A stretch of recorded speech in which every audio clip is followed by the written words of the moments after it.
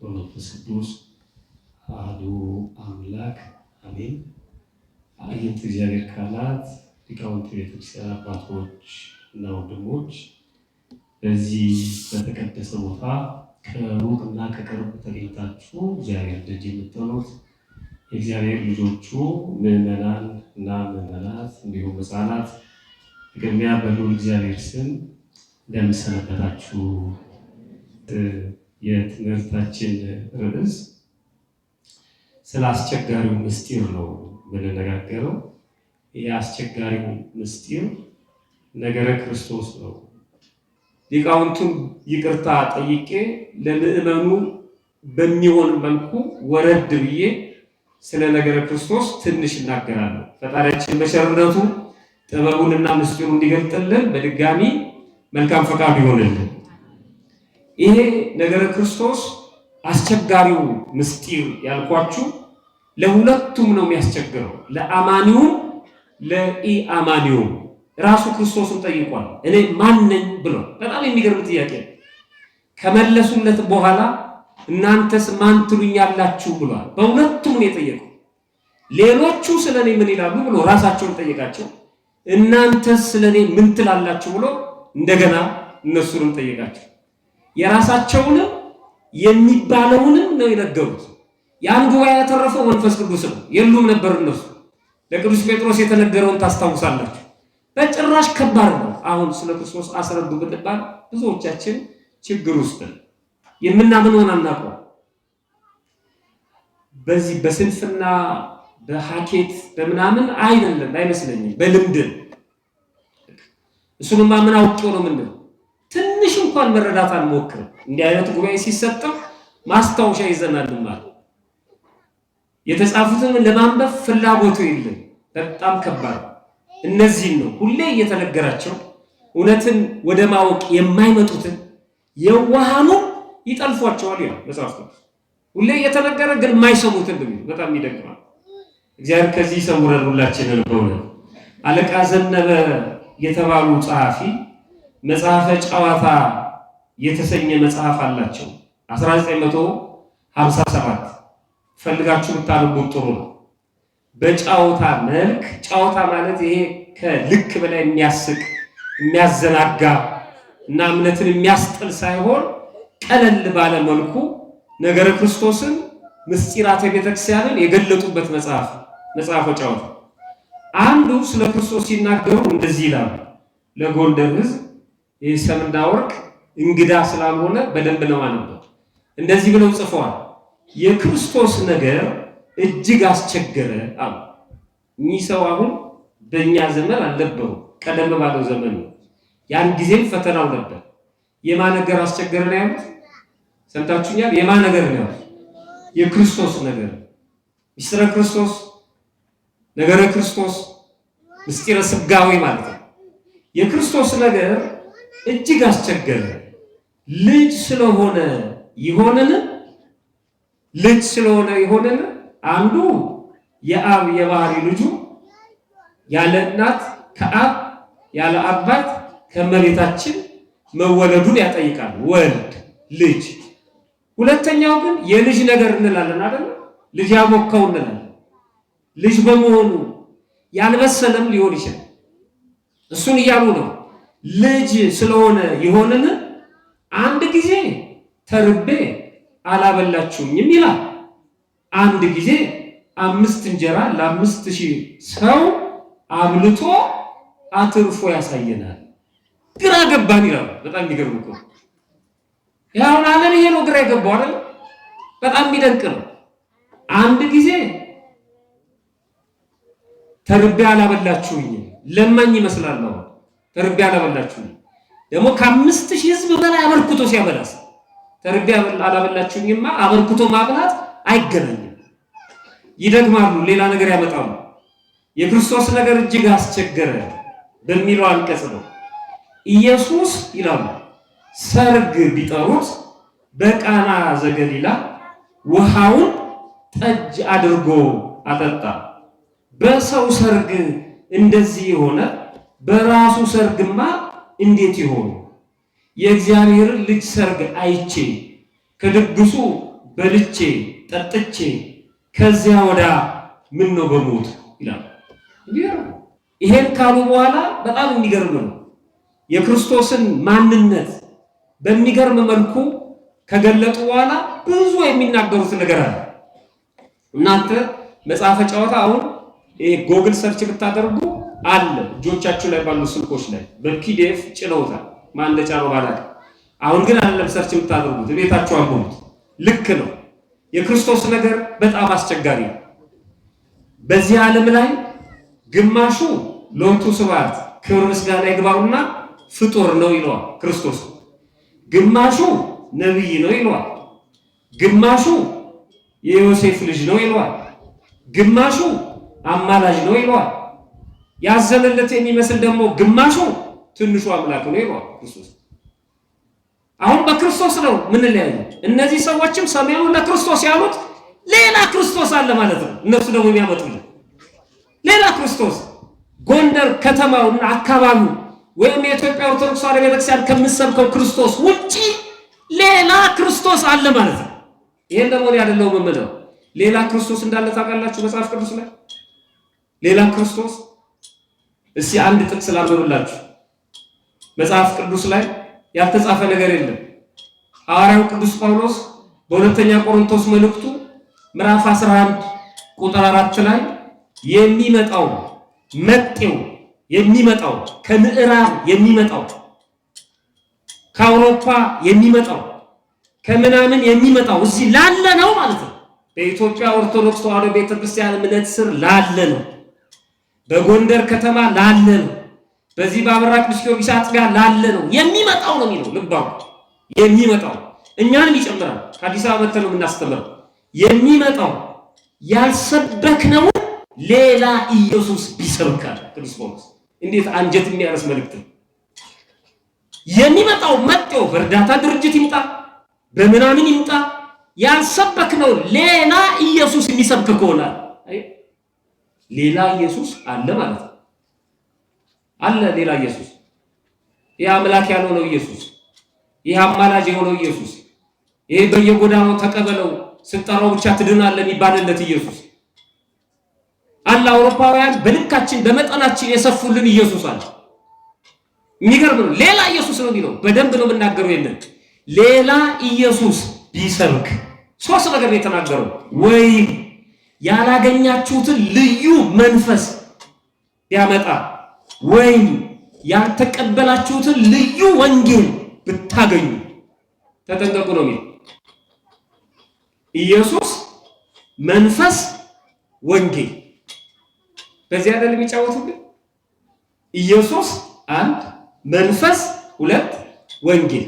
ሌላ መንፈስ አለ። በጫማ ጥፊ የሚያድን መንፈስ፣ የሚያስጓራ መንፈስ፣ የሚያስጮህ መንፈስ፣ የሚያዘልል መንፈስ፣ የሚያሰድም መንፈስ። ማርያም ምንድናት? ጊዮርጊስ ምንድነው የሚያስብል መንፈስ። ሌላ መንፈስ አለ። ይሄ በማህፀን የሚያመሰግን መንፈስ አለ። እንደ ቅዱስ ዮሐንስ ወደ ሰማዕትነት አደባባይ የሚመራ አለ። እንደ ቅዱስ ጊዮርጊስ ደግሞ እርስ በርስ የሚከፋፈል መንፈስ አለ። የሚያንደፋድፍ አረፋ የሚያስደፍቅ መንፈስ ደግሞ አለ።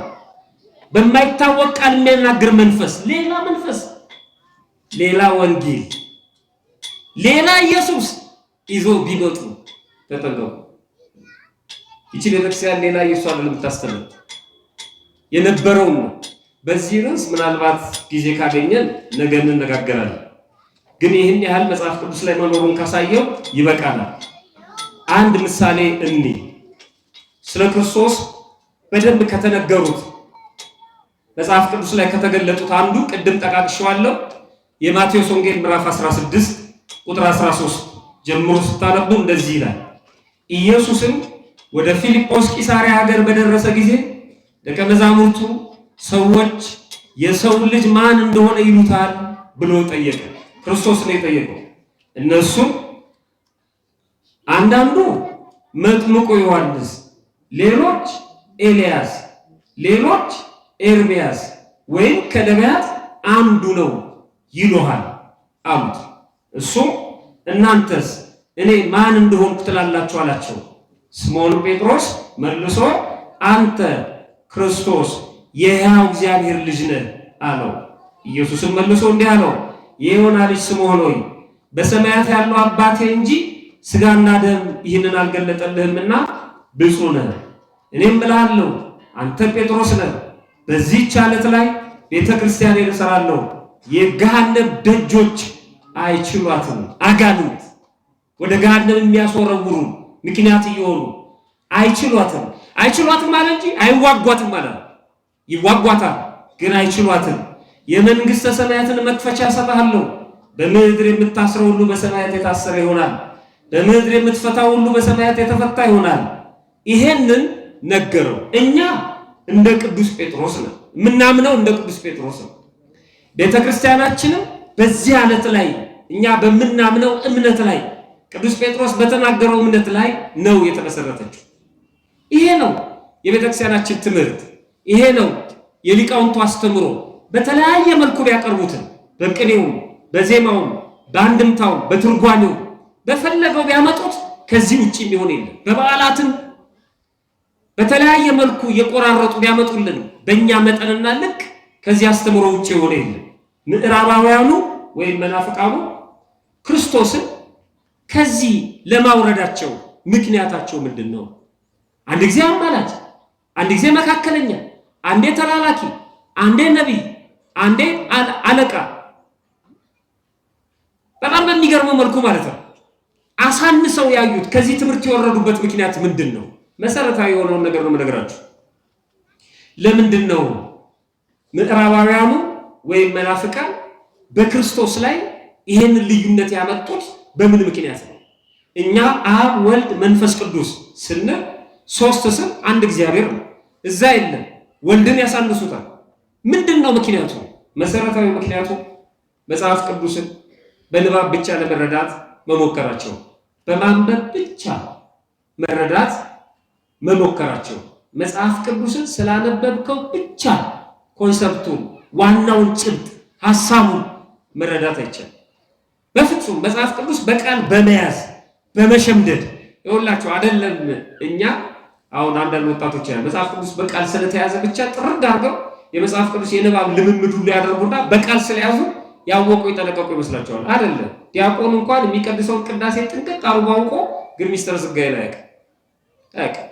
ምናልባት አቡነ ገብረ መንፈስ ቅዱስ ቤተክርስቲያን ከሆነ የሚቀድሰው የማንን ሥጋ እና ደም ነው የምታቀብለው ቢባል ያዌ ሊል ይችላል። አያውቀውም። አዌ ሲሆን ያዌ ተክለ ሃይማኖት ሲሆን የተክለ ሃይማኖትን ሥጋ እና ደም የሚያቀብል የሚመስሉ ልጆች ስለሸመደድን ብቻ አናውቅም። ከባድ ነው። ይሄ ደግሞ ከ16ኛው መቶ ክፍለ ዘመን ጀምሮ የመጣ በሽታ ነው። ብቻ ዝም ብለህ አንብበው ሉተር የጀመረው እና ውስጥ ስሜት የሚነግረን ተከትለ ሄድ ነው በንባብ ብቻ ማለት ነው። እሱ ደግሞ ከባድ ነው። ይቺ ቤተክርስቲያን ደግሞ ከዚህ ውጪ ናት። በንባብ ብቻ ከሚሄዱት ወገን አይደለች። ቤተክርስቲያን መጽሐፍትን የምታስተምረው በሶስት ወገን ነው። ሲጀምር ራሱ ቅዱስ ጳውሎስ ንባብ ይገድላል ብሎ ነው። ንባብ ይገድላል። ብዙ ሰው የሚሞተው በማንበብ ብቻ ነው። ይሄ በዚህ በሁለተኛ ቆሮንቶስ ምዕራፍ 3 ቁጥር 6 ላይ ነው። ንባብ ይቀትል ወትርጓሜ ያዩ። ንባብ ይገድላል፣ ትርጓሜ ግን ሕይወትን ይሰጣል። የምትገርም ቤተክርስቲያን ናት። ቤተክርስቲያን መጽሐፍትን በሶስት ወገን ነው የምታስተምረው። በደንብ ያዙ። ይሄንን ብዙዎቹ ጥቅስ እየጠቀሱ ነው ከቤተክርስቲያን የሚወስዱ። አንደኛ በንባብ ታስተምራለች። ሁለተኛ በትርጓሜ ታስተምራለች። ሶስተኛ በምስጢር ታስተምራለች። ምን ማለት ነው? መጽሐፍ ቅዱስ ላይ የምናገኘው አንድ አንቀጽ፣ አንድ አረፍተ ነገር ወይም አንድ ቃል ወይም አንድ ምዕራፍ መጀመሪያ ንባቡን ነው የሚሰጠው። ቀጥሎ ትርጓሜ ይገኛል። ከትርጓሜው በኋላ ምስጢሩ ይመጣል። ንባብ ያቀኑ፣ ትርጓሜ ያሄዱ፣ ምስጢር ያጠናቀቁ ይባላሉ ሊቃውንቱ ማለት ነው። አንድ ሰው በቤተክርስቲያን ሲያነብ ብቻውን አያነብም። ጆሮውን ወደ ኋላ ጥሎ ፊደሎቹን በዓይኖቹ እየዘገነ በሚያነብበት ጊዜ ይሰማል። ሊቃውንቱ ያርሙታል። እንዲህ አይደለም፣ ይሄ ተነሽ ነው፣ ይሄ ተጣይ ነው፣ ይሄ ሰያፍ ነው። ሲያነብ ከአውዱ እንዳይወጣ ይከለክሉታል። እሱም ጆሮ ሰጥቶ ነው። ዝም ብሎ መንዳት የለም። ንባብ ስናነብ ከፊደል የሚጀመረው ለዚህ ዘሮቹን መለየት የመጀመሪያው ማለት ነው። ሀ የትኛው ነው? ሐመር ውሃ ነው? ሐሌታ ውሃ ነው። ራሱ ንባቡን ስለሚቀይረው ትርጉሙን ስለሚቀይረው ማለት ነው። ከፊደል ጀምሮ የምንማረው ለዚህ ብዙ ሰው እኮ የፊደል ሽፍታ ነው። የአቡጊዳ ሽፍታ ነው። ሲገባ የታተመ ትልልቅ ቮሊዩም መጽሐፍ ይዞ ቁጭ አለ። እሱን አንብቦ ይነዳው ጀመር። በጣም ከባድ ነው። እነዚህ ናቸው መሰረታዊ ችግሮች። መጽሐፍትን ወይም መጽሐፍ ቅዱስን በንባብ ብቻ ለመረዳት መሞከር ግን በጣም አደገኛ ነው። ምሳሌ መጽሐፍ ቅዱስ የማቴዎስ ወንጌል ምዕራፍ 10 እናንብብ። ንባቡ እንደዚህ ይላል። ማቴዎስ 10 ቁጥር 34 በምድር ላይ ሰላምን ለማምጣት የመጣው አይምሰላችሁ ሰይፍን እንጂ ሰላምን ለማምጣት አልመጣውም። ማን ያለው? ይልን ክርስቶስ ነው ያለው። ምንም እንዳትጠራጠሩ። እኔ በምድር ላይ ሰላምን ለማምጣት የመጣው አይምሰላችሁ አለ ክርስቶስ። አይደለም ሰይፍን ይዤ ነው የመጣሁት አለ። እና ይህንን ክርስቶስ አንድ መናፍቅ መንገድ ላይ ቆሞ ጌታን ተቀበል ለማለት ምን ሞራል አለው? ይህን ክርስቶስ ነው እንደ ተቀበል የሚለኝ? አንብብ ግለጥና ሰይፍን ነው ለማምጣት ይዤ የመጣሁት ይለኛል። ሰላምን ለማምጣት የመጣው አይምሰላችሁ ይላል። እንዴት ጌታን ተቀበል ትላለህ? ሩጥ ውጣ እንጂ አንተም ራስህ ከእንዲህ አይነቱ ጌታ መሸሽ ነው እንጂ እንዴት ነው የምትቀበለው? ወዳጄ ይሄ ንባብ ነው። ይሄንን ይዘህ ከሄድክ ትሞታለህ። ቅዱስ ጳውሎስ እንዳለው ይሄ ንባብ ነው። ምን ማለቱ ነው? እሱን ቁጭ ስትል ነው እየሮጥክ ጥቅስ እየጠቀስክ አይደለም። እሱን ቁጭ ብለህ ስትማር ነው የምታውቀው። ምንድነው ሰይፍን ነው ይዤ የመጣሁት ሰላምን ለማምጣት የመጣው አይምሰላችሁ ያለው ምንድነው? ሰውን አለ ሲዘረዘር ሰውን ከአባቱ ሴት ልጅን ከእናቷ ምራትን ከአማቷ እለያይ ዘንድ መጥቻለሁ። እንደ ላይኛው ሰይፍ እንደ ንባቡ ቢሆን ኖሮ አንድ ሰው ከመሃል አናቱ ጀምሬ ከፍለዋለሁ ይል ነበር። እሱ ሰይፍ አይደለም። ይሄ የምንተራረድበት ሰይፍ አይደለም። ክርስቶስ እየተናገረ ያለው አንድን ሰው ከሌላ ሰው የሚለይ ሰይፍ ነው። አሁን ሁለት ሰዎች ቆመው በሰይፍ ከፈሏቸው ቢባል ካልተጣበቁ በስተቀር እንዴት ነው መከፍላቸው? ሁለቱ መጀመሪያ ተለያይተዋል። ግን አማትን ከምራት ሰውን ከወንድ ልጁ ከአባቱ ወይም ልጅን ከአባቱ ሴት ልጅን ከእናቷ የሚለያይ ሰይፍ እኔ ነኝ። ክርስቶስ እውነት ነው።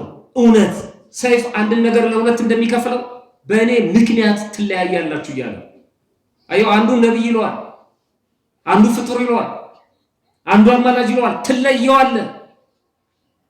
ከቤቱ ውስጥም ሊበቅል ይችላል። ትለየዋለህ። ከኔ ይልቅ እናቱን ወይም አባቱን የሚወድ ቢኖር ለኔ ሊሆን አይገባም ማለት በእኔ ምክንያት ነው ልዩነቱ፣ በሌላ አይደለም። ወደዚህ ምድር በመምጣቴ ሰው በመሆኔ አምላክነቴን በማሳነስ አይሁድም የተለዩት በዚህ ምክንያት ነው። ምናቃ አንተ ዮሴፍ ልጅ ያው ሰፈራቸው እንዳደጋ እንደተራ ሰው ማለት ምናቃ አይደል እንዴ? አንተ እንዴት ስጋውን ሊሰጠን ይችላል? ይሄው ይሄ ነው ሰይፍ ያለን ይሄንን ነው። ወደ ትርጉሙ ስንሄድ ምስጢሩም ባለ እኔ ቦታው ላይ በዚህ ዙሪያ ብዙ አልናገር ሊቃውንቱ ስለው ቅድም ይቅርታ ጠይቄ በማንበብ ብቻ መጽሐፍን መረዳት አይቻልም። አንድ ጥቅስ ልጨምር። መጽሐፈ መክብብ ምዕራፍ 11 ቁጥር 1 ላይ እንጀራህን በውሃ ላይ ጣለው ከብዙ ቀን በኋላ ታገኘዋለህ። በቃ አሁን ማታ አራታችንን ሁላችንም በሳህን ይዘን ወንዝ እንፈልግና እንድፋው፣ ከዛ ወደ ቤታችን እንሂድ። ያንን እንጀራ መቼ ታገኙታላችሁ? ከብዙ ቀን በኋላ። እንዲህ አይነት ጅል አለ እንዴ? እንጀራን በውሃ ላይ ጣለው እና ሁሉም በሳህን እንጀራ ተሸክሞ ውሃ ውስጥ ነው ይድፋ። ይሄ ንባብ ነው። እንጀራን በውሃ ላይ ጣለው። እንደውም ውሃ የወሰደው እኮ አይገኝ፣ ከብዙ ቀን በኋላ ታገኘዋለህ። ይሄንን ቃል በቃል ክርስቶስ ተርጉሞታል። ሳልናገር ንባቡን ባነብላችሁ ደስ ይለኛል።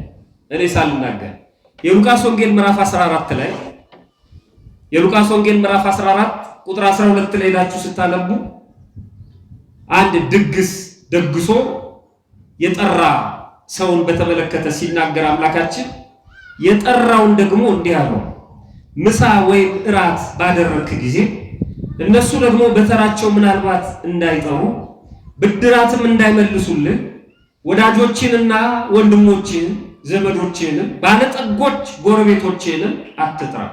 ነገር ግን ግብዣ ባደረክ ጊዜ ድሆችንና ጉንድሾችን አንካሶችንም እውሮችንም ጥራ።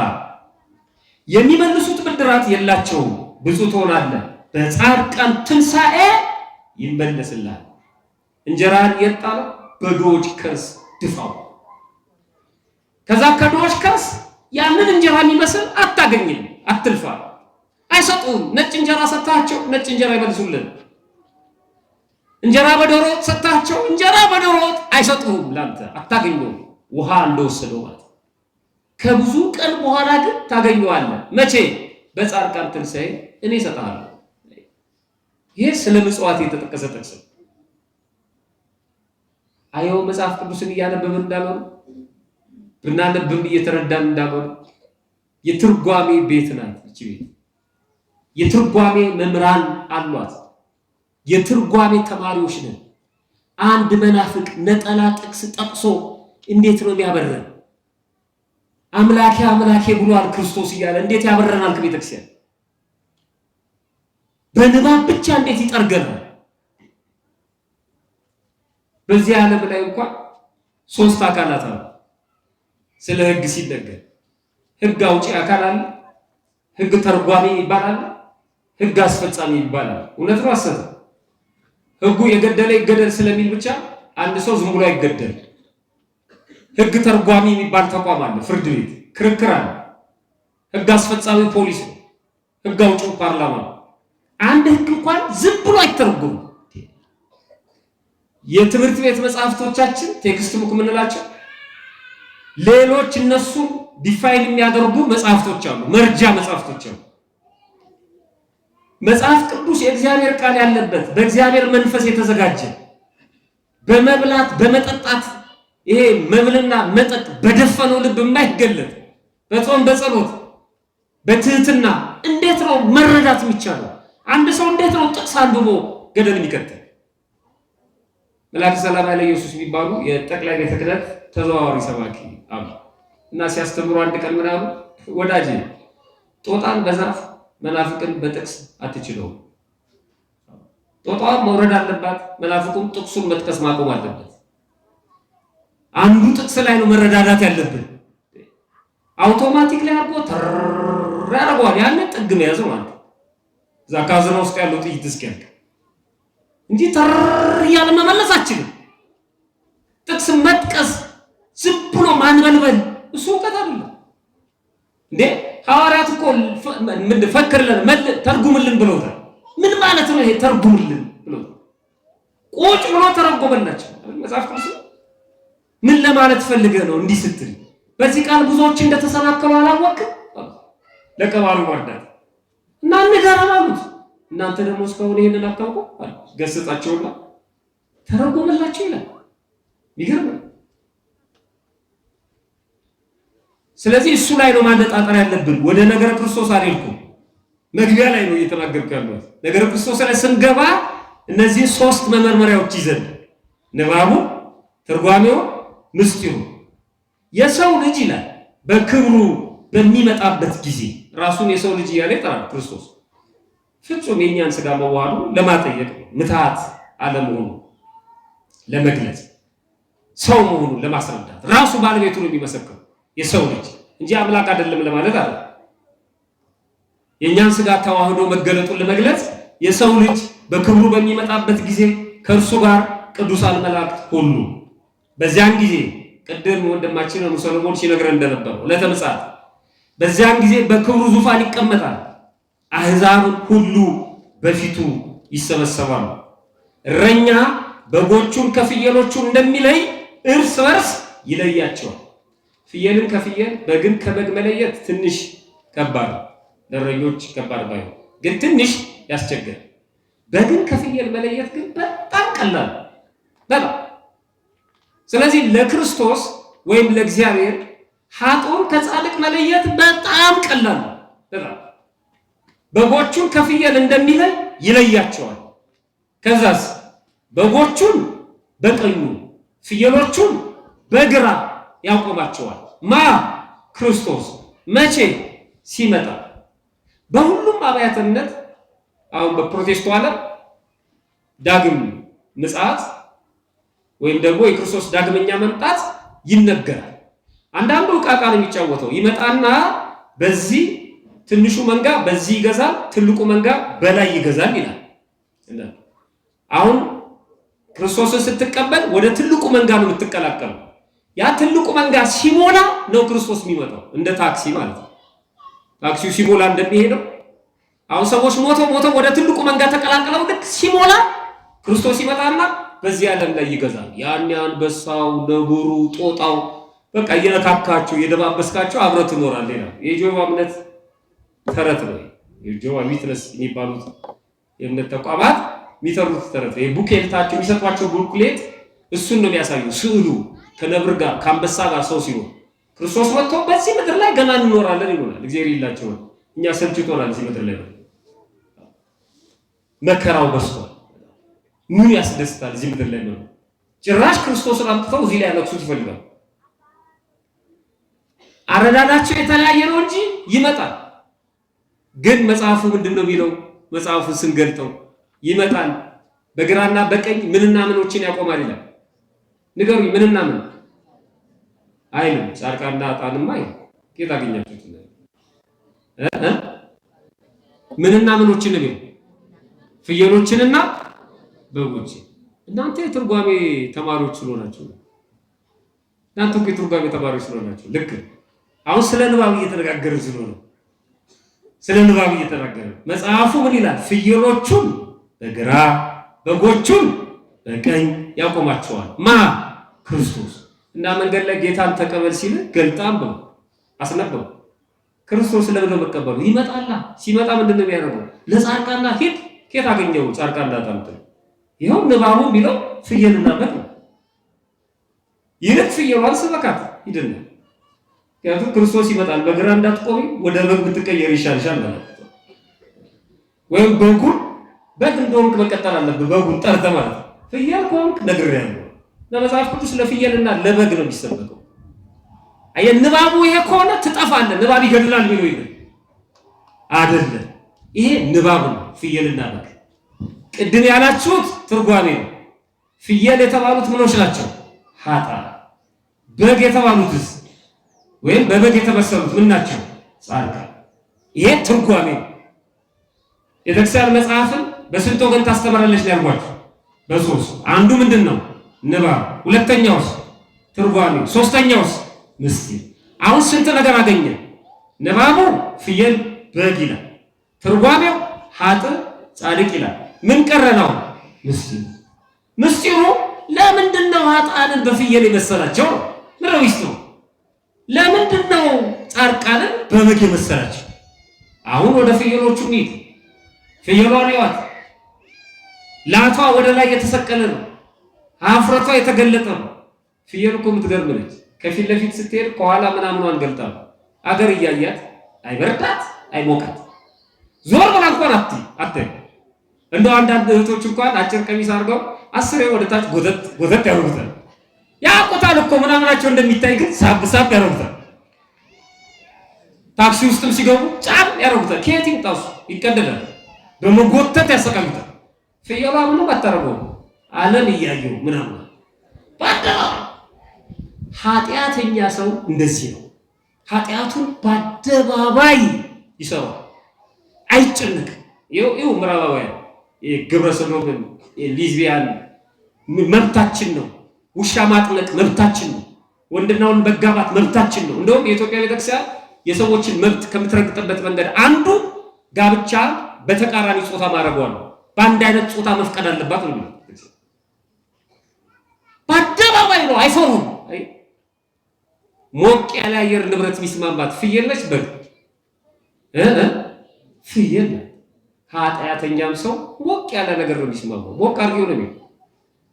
የሱባኤ ወይ መቸው ጾማዊ መዝሙር እንኳን ሲሆን ሞቅ ሲል ጭብጨባ ያለበት ዛሬ በመዝሙር እንቀውጠዋለን ይላል። የኃጥእ ሰው ምሳሌ እንቀው ከበሮን እስክስታ እየመታ ላበላም እስኪው በቃ ምስጋና እሱ ነው የሚመስለው።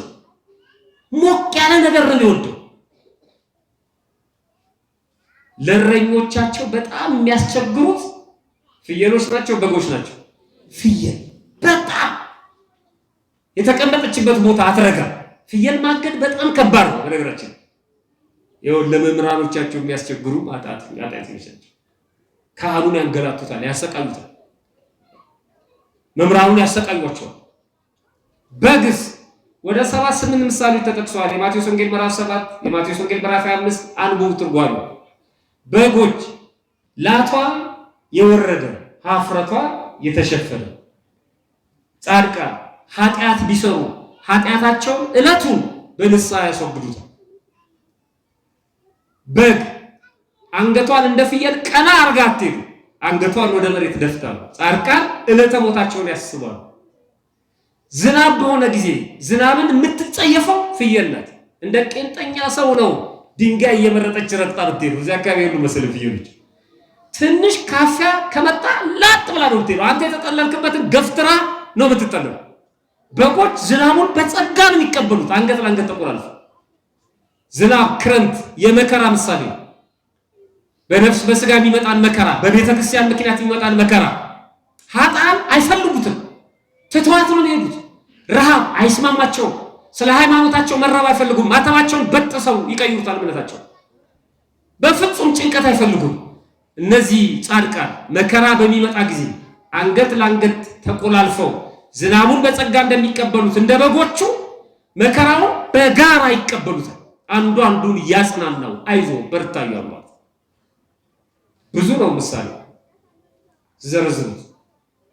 ስለዚህ ክርስቶስ የሚመጣው በግልጥ በግና ፍየል ፍለጋ ነው። በበግና በፍየል አንጻር ሰዎችን ፍለጋ ነው የሚመጣው። ስለዚህ ይሄ በሙሉ ከንቱ ነው የሚሆነው ንባብ ከሆነ ማለት ነው።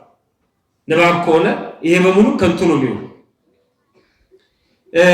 በዚህ ምክንያት በንባብ ሲስቱ መናፍቃኑ ስለ ክርስቶስ የተነገረው መካከለኛ፣ አማላጅ፣ ጠበቃ፣ ሊቀ ካህን ምናምን የሚሉ የተነገሩ ንግግሮች አሉ። እነዚህን ይወስዱና ያሳንሱታል። አማላጅ ወደ አብ ይጮሃል፣ የእኛን ልመና ወደ አብ ያደርሳል፣ የአብን ደግሞ ወደኛ ያመጣል ይላል። እንደ ተራ አንድ ጸጋ እንደተሰጠው የሆነ አካል ማለት ነው። ሄሮድዮስ የተባለ አንድ ሊቅ ሃይማኖተ አበው ላይ መጽሐፍትን በተመለከተ ስለ ክርስቶስ የሚናገሩትን አንስቶ ሲናገር እንደዚህ ይላል። መጽሐፍት ስለ ክርስቶስ የሥጋውን ነገር ሲነግሩ የመለኮቱን ነገር የረሱት ይመስላል። የመለኮቱን ነገር ሲነግሩን ደግሞ የሥጋውን ነገር የረሱት ይመስላል። መሰረታዊ ነገር ነው የምነግራችሁ። ብዙ ሰው የሚክደው በዚህ ስለሆነ ነው። ንባብ አንብቦ ክርስቶስ ላይ ለካ እንዲህ ከሆነማ እስካሁን ድረስ ከተለው የነበረው እምነት እንዲህ አይደለም ይላል። መጽሐፍት ግን ስለ ክርስቶስ የሚነግሩን የሥጋውን ነገር ሲናገሩ የመለኮቱን ነገር የረሱት ይመስላል። አልረሱትም። ለአንባቢው ግን እንደሱ የመለኮቱን ነገር ሲነግሩን ደግሞ የሥጋውን ነገር የረሱት ይመስላል። እነሱ አልረሱትም መጽሐፍቱ።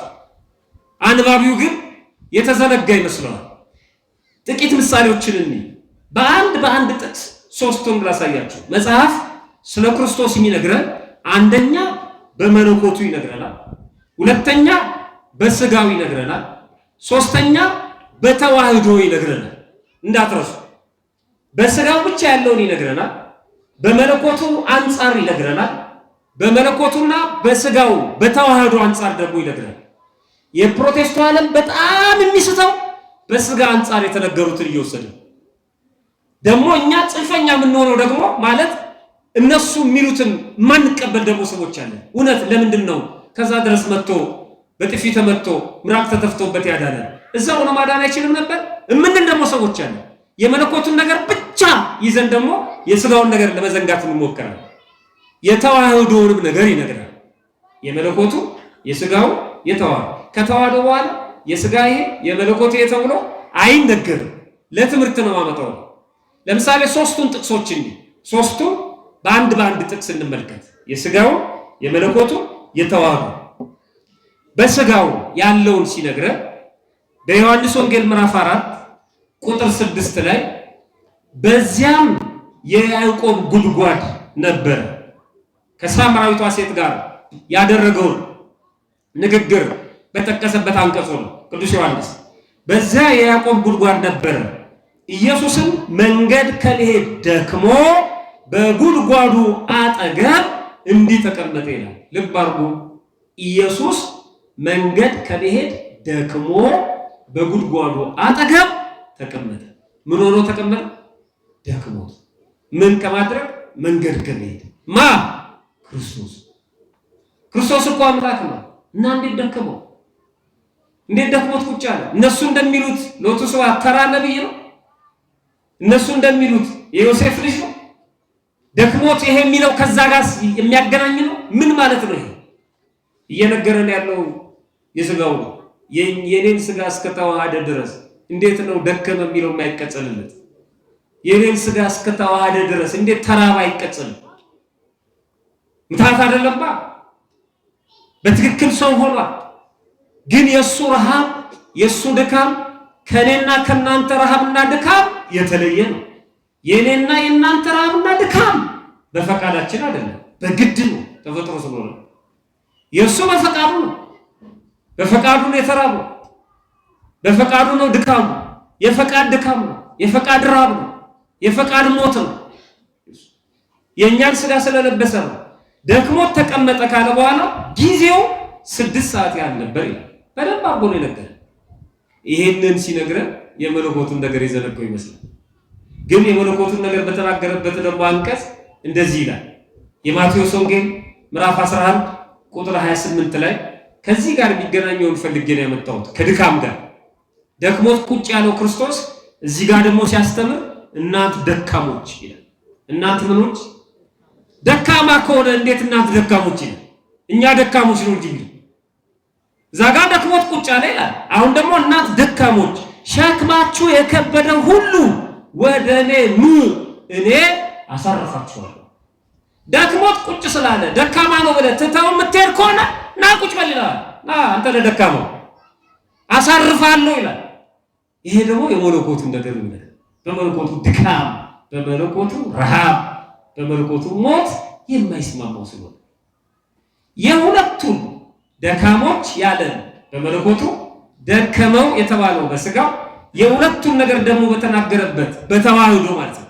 እንግዲህ ይሄንን ሚጠት፣ እድረት፣ ውላጤ፣ ቱሳ የሚባሉትን ነገር በሙሉ ትተን ማለት ነው በተዋህዶ ሲነግረን የዮሐንስ ወንጌል ምዕራፍ 20 ቁጥር 19 ላይ ያም ቀን እርሱም ከሳምንቱ ፊተኛው በመሸ ጊዜ ደቀ መዛሙርቱ ተሰብስበው በነበረበት ይሄ የፋሲካ ሳምንት ነው። እሑድ ዳግም ትንሣኤ የምንለው ተሰብስበው በነበሩበት አይሁድን ስለፈሩ ደጆቹ ተዘግተው ሳሉ ኢየሱስ መጣ፣ በመካከላቸው ቆመ፣ ሰላም ለእናንተ ይሁን አላቸው ይላል። ወንጌላዩ ጥርት አድርጎ ነው የጻፈው። አንደኛ ደቀ መዛሙርቱ ፈርተው ነበር አለ። አንድ ቀጥሎ ለሚያመጣው ነገር ዋስትና ነው ፍርሃት። ፈርተው ደጆቹ ተዘግተው ነበር አለ። አሁን የፈሪ ሰው አዘጋግ ምን አይነት እንደሆነ መሳል ነው። ምንም ክፍተት የለም። ፈርተው ነው የዘጉት። ደጆቹን ዘግተውት ነበር ቢሉት ገርበብ አድርገውት ነበር እንዳይለ የጠማማ ትውልድ ማለት ፈሪ የዘጋው ደጅ። ድሮ አሁን እናደርጋለን አላውቅ። ድሮ በር ዝጉ ሲባል በመቀርቀሪያ ትሪ እናስደግፋለን አይደል? ሳፋ እንሰቅላለን፣ ጠረጴዛ ጎትተን እናስጠጋለን። እንደው ሌባ እንኳን ቢከፍት ትሪው ከሽ ሲል እንነሳለን ብለን ማለት የፈራ ሰው በር ሲዘጋ ጥርቅም ነው። ሐዋርያት ፈርተው ዘግተው ነበር ይላል። ይሄ ደግሞ ቀጥሎ ለሚመጣው ነው። ፈርተው ለበሩ ነው። ደጆቹ ተዘግተው ነበር፣ ቀጥሎ ለሚመጣው ነው። ማመጣ ክርስቶስ። ደጆቹ ምን ሆነው? ተዘግተው። አይ መጣ ግን ሰላም ለእናንተ ያላቸው በውጪ ነው እንዳንል በመካከላቸው ቆማል። አዩ ምንም መፈራፈኛ የለም። ደጆቹ ተዘግተው ሳለ በመካከላቸው ቆመ። ማ? ክርስቶስ። ስጋ ለብሷል። አዎ። እና እንዴት አላንኳኳም? እሱ እኮ ነው የሚገርመው። በስጋው ብቻ ነው ካልን በመካከላቸው እንዴት ሊቆም ይችላል? ማንኳኳት አለበት። በተዘጋ ደጅ እንዴት ይገባል? አይ በመለኮቱ ነው ካልን በመካከላቸው ቆማላ። መለኮቱ ደግሞ ምን መካከል ያስፈልገው? ይሄ የተዋህዶ ሚስጥር ነው። በሕቱም ድንግልና ተጸነሰ፣ በተዘጋ መቃብር ተነሳ፣ በተዘጋ ቤት ገባ ክርስቶስ። ይሄ የተዋህዶ ነው። በጣም ረቂቅ ነው። የሥጋውን ብቻ ወስደህ አታፍርበትም። የመለኮቱን ብቻ ወስደህ አታፍርበትም። አልተመታም፣ በጥፊ አልተመታም፣ አልተራበም ማለት አንችልም። ምንም እናስተባብረው ጉዳይ የለም። የሚመታ አምላክ አለ። አዎ ተመቷል፣ ለእኛ ሲል በትክክል ግን አምላክ ነው። ግን የተመታው ደካማ ስለሆነ አይደለም። እሱን ነው መጽሐፍት የሚነግሩት። አባ ጊዮርጊስ ዘጋስጫ በረከቱ ይድረሰንና ሦስቱን ደጅ ያልከፈተ የአብን ልጅ ጥበብ አደንቃለሁ ይላል። ስንቱን ደጅ ያልከፈተ? ሦስቱ። የአብን ልጅ ጥበብ ወልድን ማለት ነው። እኔ በጣም አደንቃለሁ ሦስቱን ደጅ። አንደኛ ያለመለወጥ በሕቱም ድንግልና መወለዱ፣ ሁለተኛ የመቃብሩ ደጅ ሳይከፈት ተዘግቶ ሳለ ተነስቶ መውጣቱ፣ ሶስተኛ የቤቱ ደጅ ተዘግቶ ሳለ ገብቶ በደቀ መዛሙርቱ መካከል መቆሙ አለና፣ ነገር ግን ለሁለቱ ምክንያት አግኝቻለሁ አለ። ለሁለቱ ደጆች ወይማ ቀላለው እንደሚል አንድ ሰው ለሁለቱ ደጆች መከፈት ምክንያት አግኝቻለሁ አለ። ለምሳሌ መቃብሩ ሳይከፈት ለመውጣቱ ዳንኤል፣ ሁላችሁም ታሪኩ እንደምታስታውሱት ዳንኤል ወደ አናብስት ጉድጓድ የተጣለው 2 ጊዜ። አንደኛው በትንቢተ ዳንኤል ምዕራፍ 6 ላይ፣ በትንቢተ ዳንኤል ምዕራፍ 3 ላይ ተመዝግቦ የምናገኘው ነው። ሁለተኛው በዳሪዮስ ዘመን በትንቢተ ዳንኤል ምዕራፍ 6 ላይ ተጽፎ የምናገኘው። 2 ጊዜ ነው ወደ አናብስት ጉድጓድ የተጣለው።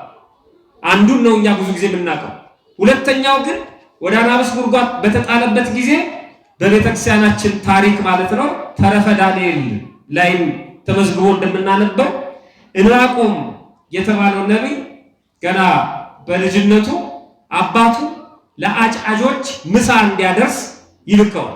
ምሳ ቋጥሮ ያን ምሳ ይዞ ሲሄድ የእግዚአብሔር መልአክ ተገለጠለትና በባቢሎን ምድር በአናብስት ጉድጓድ ለተጣለው ለዳንኤል ይሄንን ምሳ ይዘለት ይላል ዕንባቆም። እኔ ምሳውን ለመውሰድ ፈቃደኛ ነኝ፣ ነገር ግን ባቢሎን ዳንኤል ወደ ጉድጓድ የተጣለበትን ቦታ ግን በምን አውቃለሁ አለ። እንደዛ ከሆነ ያሳያለሁ አለው ይላል። መልአኩ የያዘው እንዲመስለው በእግዚአብሔር ቸርነት መሄዱንም እንዲያውቅ የራሱን አንድ ፀጉር ይዞ በራስ ፀጉሩ ይዞት መልአኩ ወሰደውና ባቢሎን ምድር በአናብስቱ ጉድጓድ ደጅ ላይ አደረሰው። ያንን ምሳ ያንን ጽዋዋ እንደያዘ ያ ጉድጓድ ሳይከፈት ዕንባቆም ገባ እዛ ጉድጓድ ውስጥ። የሚገርም ለዳንኤል ያንን መግቦት እሱም ከዛ ተመግቦ ጽዋውም ምግቡም እንደሞላ ሳይቀንስ ማለት ነው።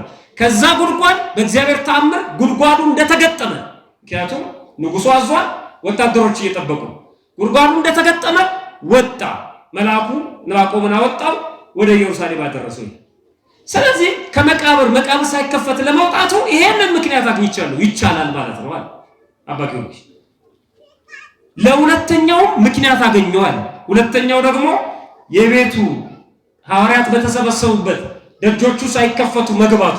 ለዚህ ደግሞ ይመስለዋል በሐዋርያት ሥራ ምዕራፍ 12 ላይ ቅዱስ ጴጥሮስ በእስር ቤት ውስጥ ታስሮ እያለ የእግዚአብሔር መልአክ ወደ እስር ቤቱ ገብቶ ቅዱስ ጴጥሮስን ከእስር ቤት አውጥቶታል። ስለዚህ በቤቱ ውስጥም በር ሳይከፈት መገኘት እንደሚቻል ማስረጃ አገኘዋል። ሶስተኛውን ግን እስካሁን ስፈልግ እኖራለሁ አላገኘሁም። በሕቱም ድንግልና ተጸንሶ በሕቱም ድንግልና መወለድን ግን የሚመስለው የለም። ነገረ ክርስቶስን እንዲያድርገን መመርመር ያለብን። ስለዚህ ከዚህ አንጻር ይሄ ጠበቃ፣ አማላጅ፣ ሊቀ ካህናት የሚሉትን በዚህ መልኩ ስንመረምራቸው በዚህ በንባብ ብቻ ሳይሆን በትርጓሜና በምስጢር ስናያቸው በጣም የመጨረሻ መናፍቃኑ የሚያፍሩበት የኛ ተስፋ ደግሞ የሚለመልምበት ትምህርት ሆኖ ነው የምናገኘው። እጅግ በጣም ጥንቃቄ ማድረግ አለብን። ከዚህ ውስጥ የምትይዙት ግን ዋናው ትልቁ ነጥብ መጽሐፍ ቅዱስን በማንበብ ብቻ መረዳት እንደማይቻለው ሁሉ በማንበብ ብቻ ለመካድ መዘጋጀት የለብንም። የንባቡን ትርጓሜ የትርጓሜውን ምስጢር ማወቅ ይገባል። ፈጣሪያችን በቸርነቱ ሰምቶ ከመጥፋት ያድነን። ይቆየን።